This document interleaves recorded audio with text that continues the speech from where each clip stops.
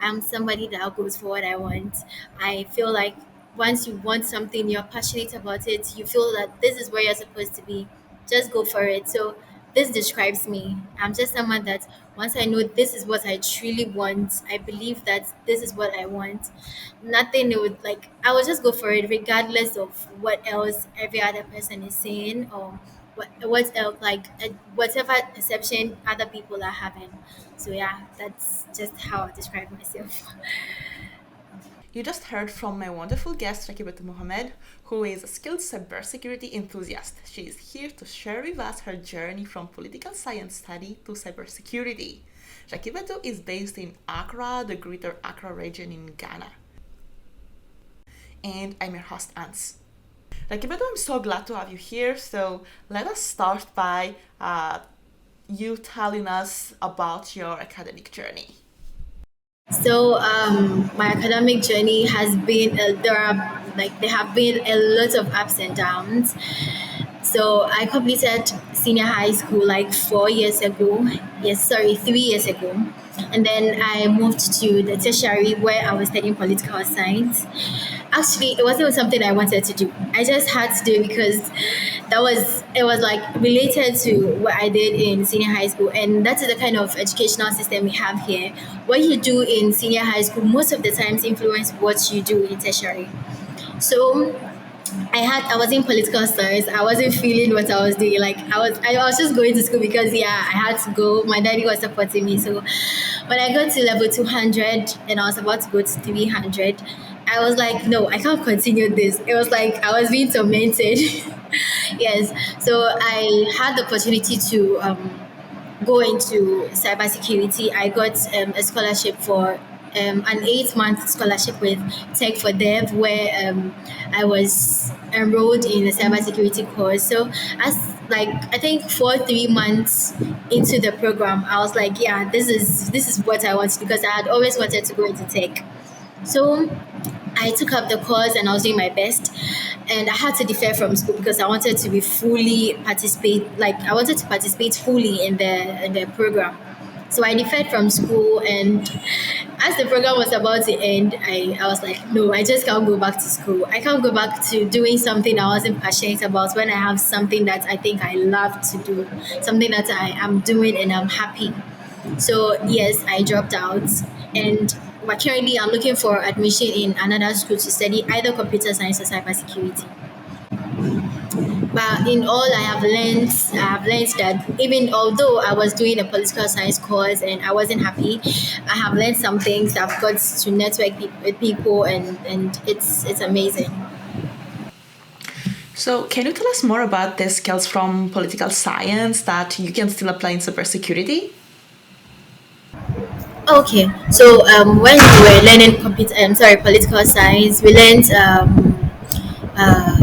policies. We learned how to implement these things, how to make sure that, like, we learned about the history of politics, those conservatism and those things. And most of them apply, even if they don't apply directly, like policies apply in cybersecurity.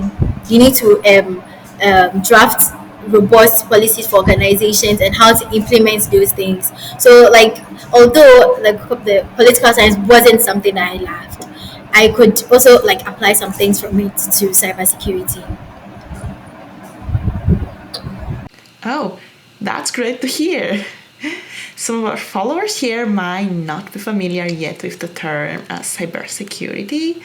Can you tell us more about the importance and impact of cybersecurity in our everyday life? Yeah, cybersecurity is very important. In fact, if an organization does not have like security policies and like governance, they are prone to cyber threats, and our cyber threat is on the rise. Everywhere, every day, every single time you hear cyber threats, people if you call you from the house like phishing, call you to send them your WhatsApp password and stuff. So It ranges from governance organizations down to we the individuals. Cybersecurity is very important. If you don't understand just the basics of how to protect your own self, then that is very dangerous because everybody can just come and scam you and go scot free. Sometimes you may not even realize the impact until some time after the incident. So some of the importance of cybersecurity is that it protects us the individual, and then when it goes to the organizational level, it protects the organization. Sometimes we log into these websites, into softwares and stuff. So if the organization is not able to protect our data, then it means we are all at risk, because any other person can just have access to these data, which will just cause a lot of damage. And then up to the governmental level, we know the government is the sole, like, they make the rules. So if the government themselves are unable to protect we the citizen, then individuals, organization, and even the government themselves are at risk. So cybersecurity is one essential thing that we should always look at in our daily lives. Thank you for letting us know.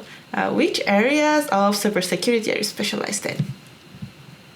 Currently, I'm specialized in stock analyst, but I'm looking forward to being a digital forensics analyst or a threat intelligence analyst. So if I have to combine all the skills I have right now, I fit in well in stock analyst, which is security operation officer. Yeah. Would you walk us through a day in your life? Okay, so in my family, I'm the only lady in.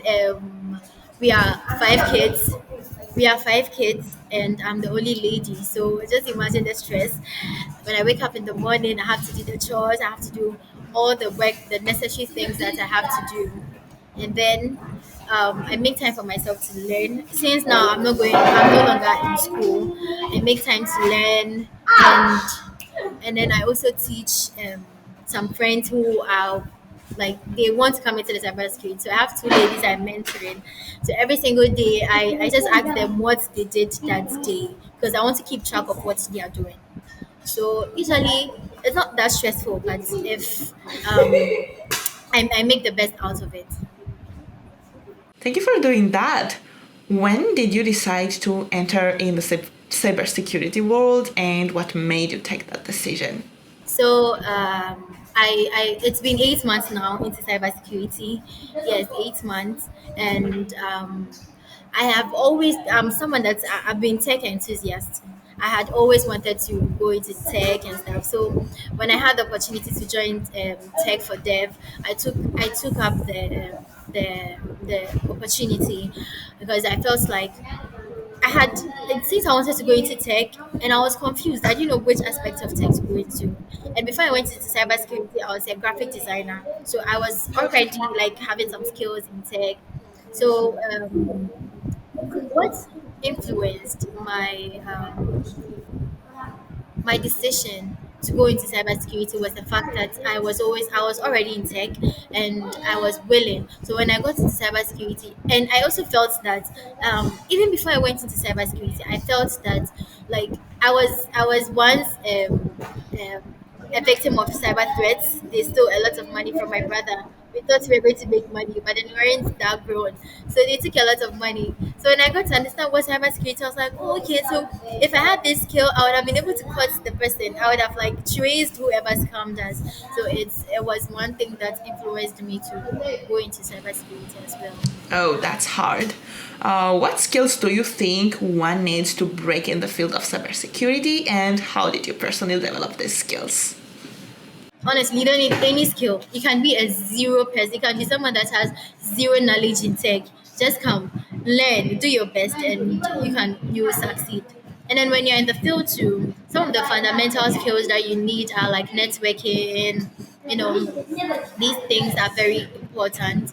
And then you need networking and, like, a lot of skills. But then those are just the basic, and you need to build your foundation before you can be stronger in the field that you want to go into. So if you're able to get these foundational skills, then you are good to go. I am curious, who have been your role models in the field of cybersecurity and how did they impact you?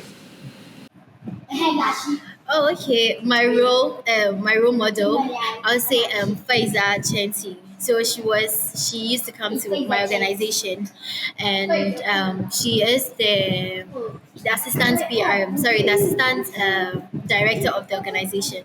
So initially, I thought I didn't. Although I wanted to like go into tech, I actually felt like it was for male. It was male dominated, so I was scared.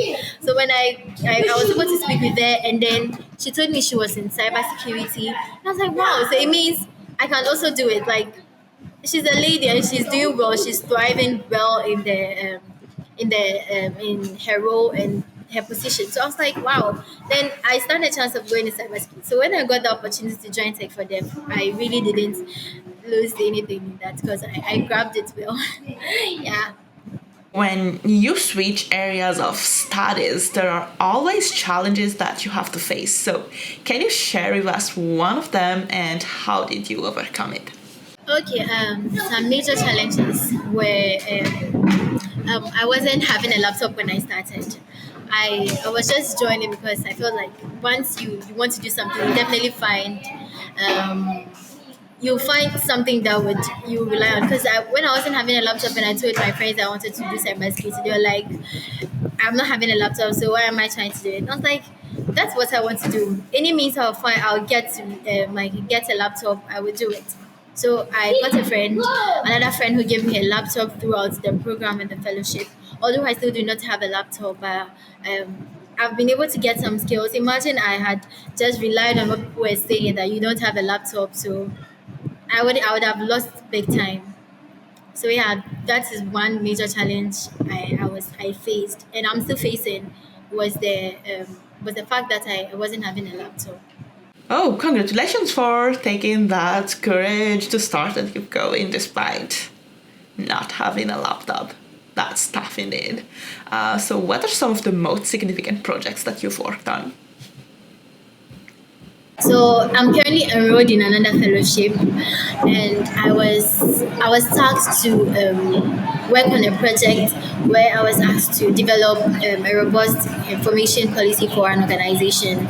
So and I did well in the project. So it gave me a perception that at least if not for anything, my stay at home and then learning cybersecurity has been fruitful.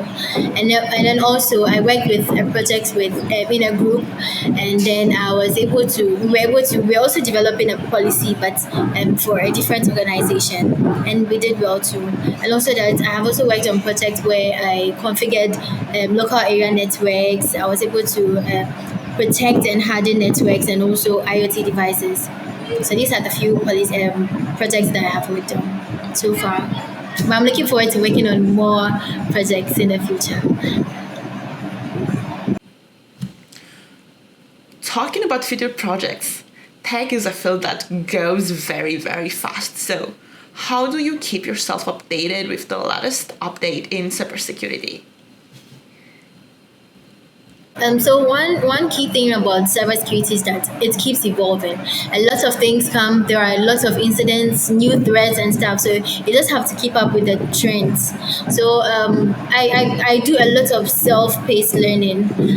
Most certificates that I have acquired are self-taught. Sorry, self learning. So every single time I make sure that I learn a lot. I learn something, and I'm currently enrolled in I'm participating in a 30 days challenge. So these challenges help me to always keep up with the trends, to always like learn something by the end of the day.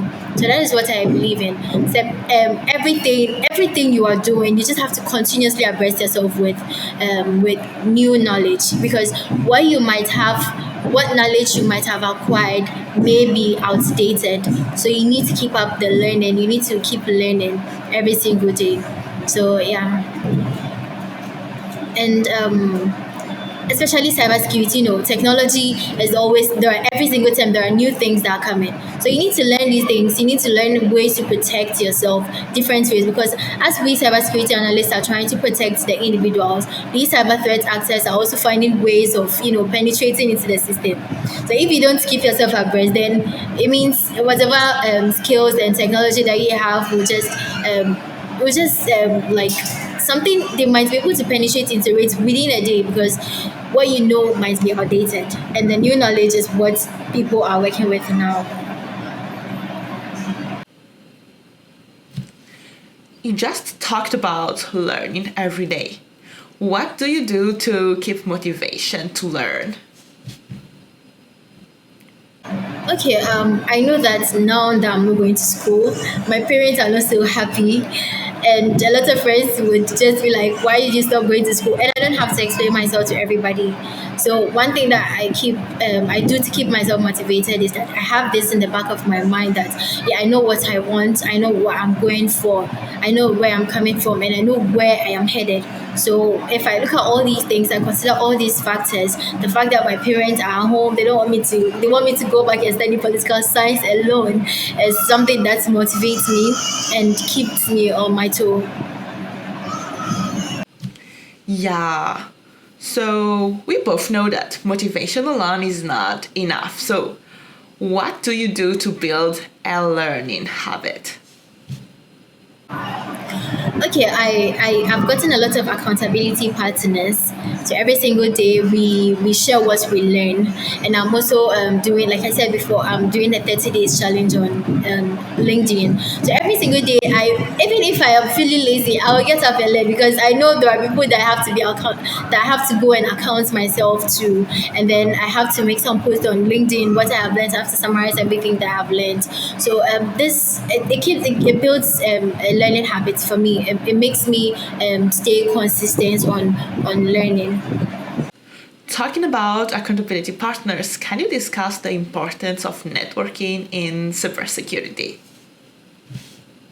Okay, networking is very important, very important. In fact, most of the resources that I learn, I get them from my network.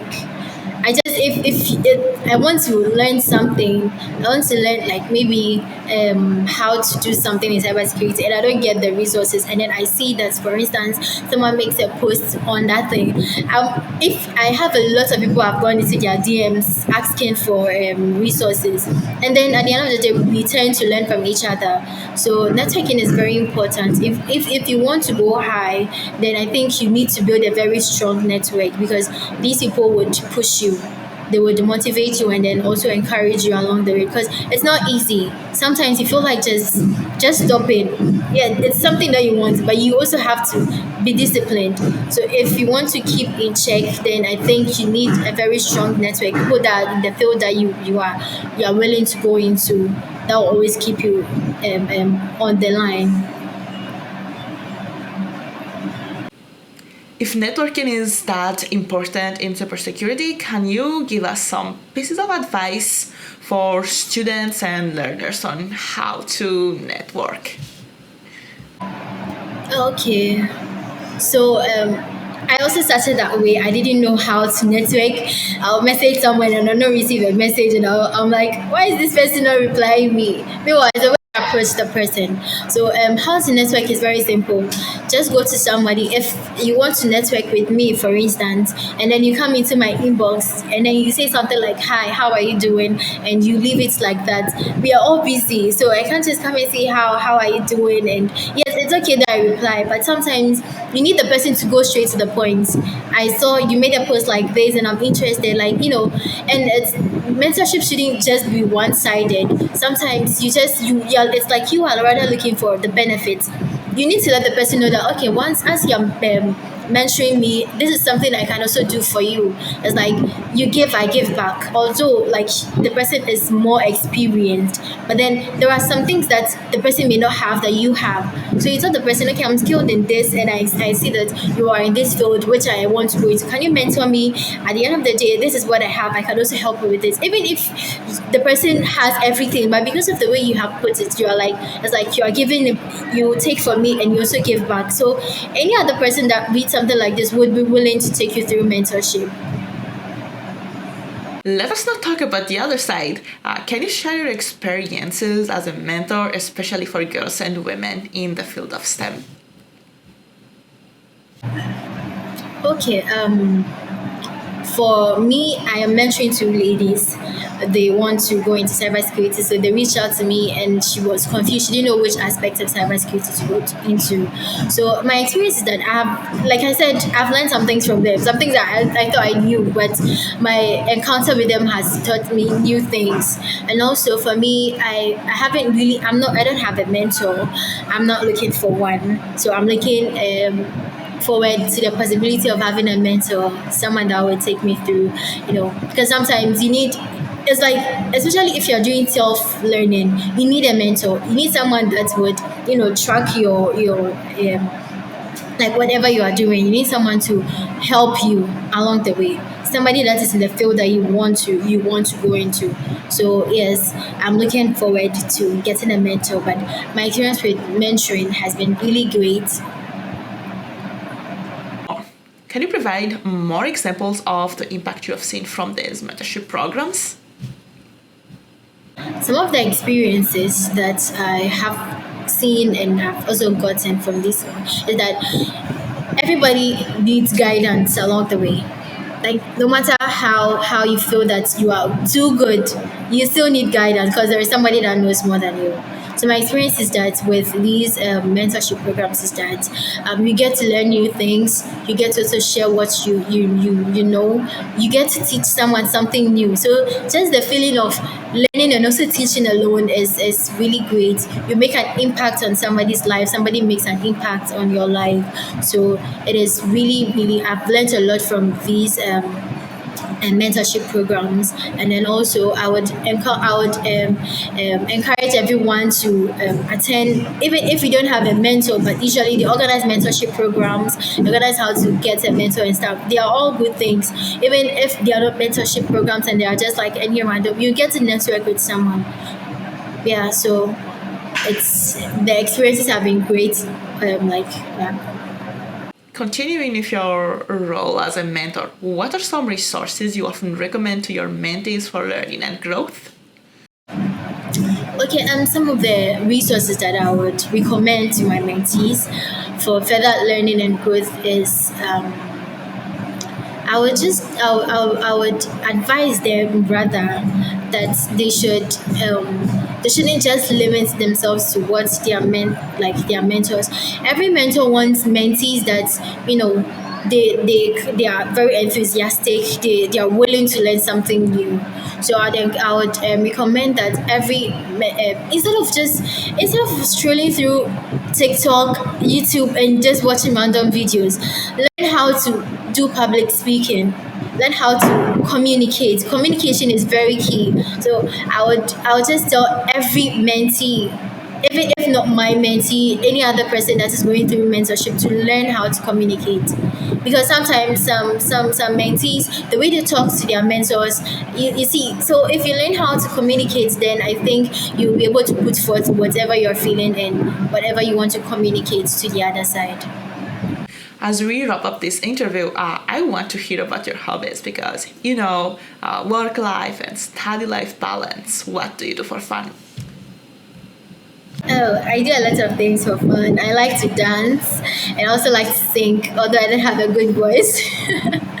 And then I like to exercise. But most of the times I'm reading. I read storybooks and sometimes I write.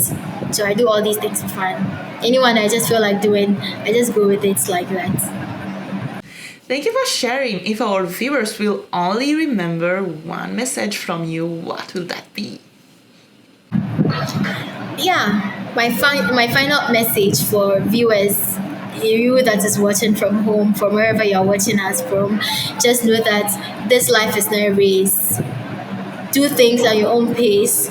It is you versus you. You're not in competition with anybody. I was told that if I drop out from school, my friends are going ahead, they will complete before. I was like, I don't care.